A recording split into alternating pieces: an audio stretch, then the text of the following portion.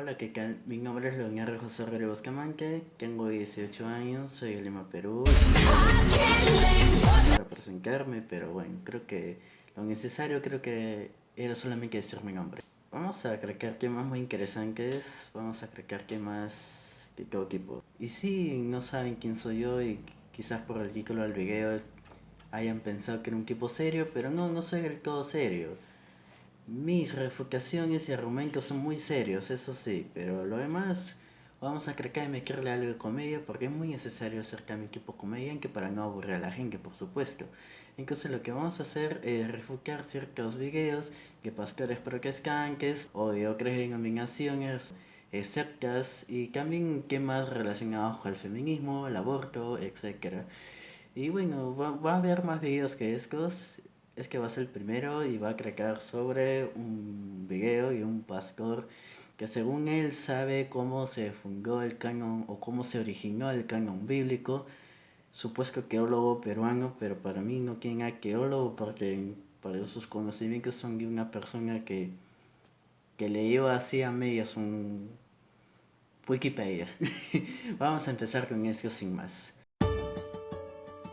Luego de que se escribió la Biblia, Dios también dirigió a hombres de Dios para que la Biblia nos llegara como está. Estos libros no fueron incorporados de una manera caprichosa, no fue que a alguien se le ocurrió.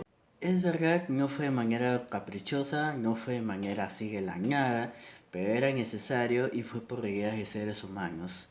Claro que era el propósito de Dios, pero fueron ideas del ser humano. Hay que ser realistas.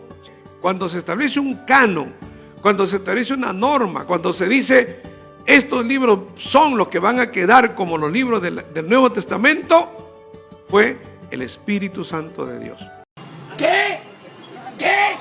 Aquí aplica o cae en un grave error, que es basarse en una espiritualidad excesiva.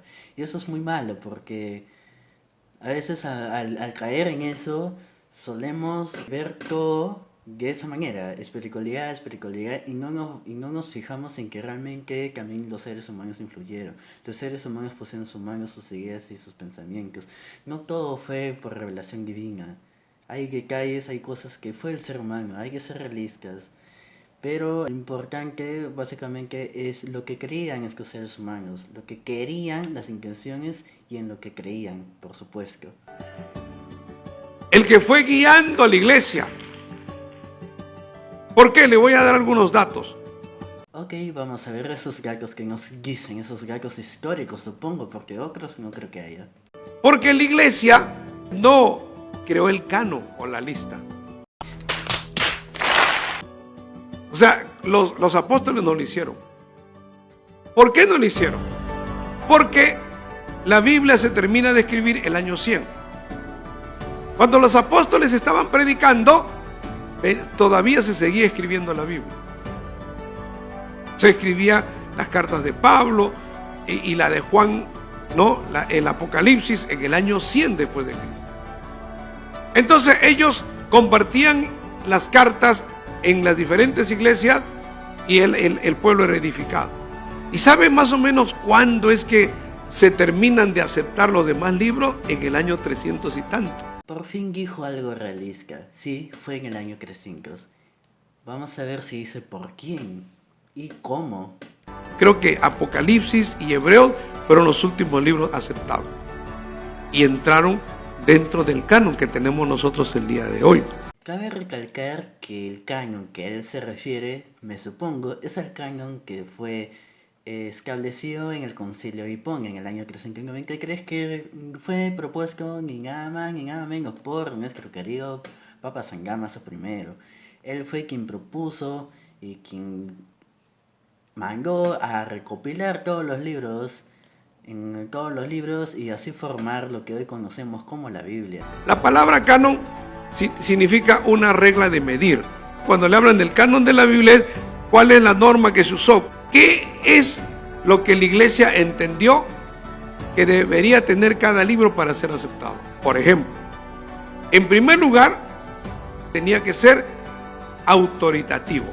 Es verdad que para formar el canon que los católicos, ojo, los protestantes actualmente no, los católicos tienen, es verdad que siguieron unos protocolos muy importantes, sobre todo por la autoría, la real autoría, porque muchos se hacían pasar por apóstoles que no eran, o eran terceros muy alejados que trataban de causar en vez de conllevar a que los cristianos conozcan más de Jesús, conllevaban a dudas que no tenían nada que ver y pues por ello descalificaron esos libros. Sin embargo, lo de la como dice, el autoritativo, disculpen, me bugueo, eso es verdad y a la vez no, porque no hay un registro que haya dicho que tenía que tener esos gastos específicamente. Van a mencionar, creer, van a ver. O sea, ¿qué es lo que tenía que contener? Esa expresión que se repite 2500 veces en la Biblia, el así dice el Señor. En segundo lugar, tenía que ser profético. O sea, escrito por un hombre de Dios reconocido, hermano. Segunda de Pedro 1:21 dice, porque nunca la profecía fue traída por voluntad humana. Entiendan bien eso. Sino que los santos hombres de Dios, o sea, los profetas, hablaron siendo inspirados por el Espíritu Santo. Eso era importante. En tercer lugar, la Escritura, para ser reconocida como un libro inspirado por Dios y dentro de los libros de la Biblia, tenía que ser auténtico. Tenía que tener testimonio de Dios. Cuando uno leía ese libro, tenía que sentir algo especial. Eso era importante, que tenía que ser auténtica la Escritura. Ahora, ¿quién daba testimonio? El Espíritu Santo. Y otra vez cae en la falacia de la espiritualidad. Todo lo cargan al Espíritu Santo, cosa que no es verdad. Ciertamente Dios tenía un propósito, pero no es que todo lo hizo Él. Permitió que los seres humanos hagan todo esto. Eso es lo lindo. No es un comité, no era un grupo de personas. Nosotros vamos a autenticar. Aquí cae en un grave error, ya que dice que no fue por ningún comité ni por un grupo de personas, cosa que históricamente es mentira. Históricamente sabemos que hubo ciertos protocolos, ciertos concilios, ciertas reuniones entre doctos, judíos, rabinos, etc. Bueno, para formar ciertos canones, y es que uno de ellos, pues el que hoy en día la Iglesia Católica usa. Tuvo que haber un concilio para formar. Sí hubo seres humanos de por medio. No diga mentira, por favor. Porque son hombres. Pero ¿quién es el que autorizó y dio testimonio para que se leyera y esos libros, esas cartas se incorporaran en la Biblia? Fue el Espíritu Santo de Dios. Y aquí están los libros que Dios inspiró. Entonces, ¿qué nos da a entender eso? Dios no va a respaldar lo que Dios no ha inspirado. Entonces, el libro, para ser incorporado, tenía que ser dinámico. O sea, tenía que tener el poder de transformar vidas. Cuando ellos leían esos libros, esas cartas, y veían que la gente se convertía, entonces dijeron, ese es el sello de Dios. Una mentira más, porque la Biblia y los escritos aún no se leían. Es decir, sí se leían, pero eran cartas específicas. Las cartas de Pablo, las cartas de Pedro, la carta de los distintos apóstoles. Claro que se convertían por ello, pero no por el canon que él está hablando. Ahora, en quinto lugar, fue recibido, leído y usado. O sea, al final fue aceptado por el pueblo de Dios. No fue aceptado por el pueblo de Dios. Fue aceptado por la Iglesia Católica en el año 393 en el Concilio de Pona. Así que no diga mentira, por favor. Como le digo, más o menos en el año 300 es que ya se da forma a todos los libros de la Biblia y entran a ser parte de lo que tenemos nosotros el día de hoy. Cabe recalcar que esta iglesia es una iglesia protestante llamada Movimiento Misionero Mundial, es una iglesia pentecostés Quien habla es el reverendo Luis Mesa Bocanegra. Y bueno, el detalle está es que ellos no usan el canon que es que Pascual está hablando. Es que Pascual está... el canon que él se está refiriendo es el canon alejandrino junto con el Nuevo Testamento. Pero los protestantes no usan ese canon. Los protestantes usan el canon palestinense.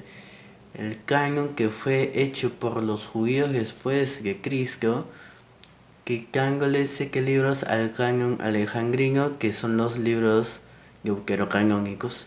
Entonces no puede hablar del canon que se hizo en el año 300 y picos, porque no es el canon que usan hoy en día. Fue en el año 90 aproximadamente que los judíos del canon alejandrino, que también venía incluido la Septuaginta, le quitaron los libros y son los libros que no usan hoy en día, porque supuestamente no son inspirados por Dios. Y bueno, pero Jesús nunca habló nada de ello, así que es ilógico. Gracias a Dios por eso, hermano. Porque no fue un grupo que dijo, ni siquiera el mismo apóstol Pablo que haya dicho, no, yo autentico, no. Era que Dios diera testimonio durante generaciones. Y bueno, eso es todo por hoy. Sé que a muchos quizás no les encrequen estos temas, pero para otras personas yo sé que sí, elevar guerras canque. Y esa es la idea. No me crean, esa no es la idea. Debo aclarar que soy católico, no practicante, es decir, no practico el catolicismo como tal, pero lo defiendo. Es que dirán, pero ¿cómo puedes hacer eso? ¿Eso es hipocresía? No, creo que es muy respetable decir que no lo practico, pero lo defiendo. ¿Por qué no lo practico? Porque no me da la gana, me siento muy flojo para hacer eso. Al menos por el momento no. Y bueno, cuídense mucho, van a ver más videos de escas temáticas y otras temáticas como el aborto del feminismo. Bueno, no sé por qué menciono estos temas, creo que esto sería un caos. Me encanta el caos.